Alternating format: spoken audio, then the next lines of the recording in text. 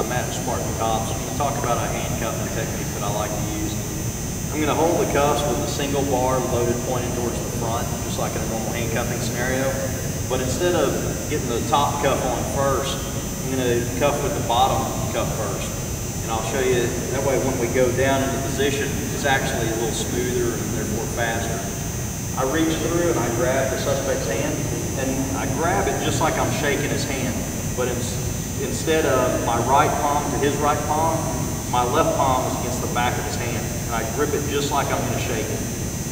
I twist it, and now I see right where his wrist bends, that's the narrowest part of his wrist. So I can come in with my handcuffs and get the first cuff on. I reach across with my other hand. I want to turn it where the backs of his hands face each other, and it causes his wrist to bend. That allows me to take the top cuff, come right over the top, and get the other cuff on. So it's smooth. I have it cuffed and then have to grab and come in at a weird angle. I just grab 1, 2, and he's handcuffed. This is Matt at Spartan Cops. I'm going to work on a handcuffing technique here where I start to encounter some resistance from the suspect. The first thing I'm going to do is I've double loaded my cuffs with both of them with a single bar facing forward. I go in to my standard handcuffing that I've been working on, grabbing his hand. I come in with the bottom cuff first,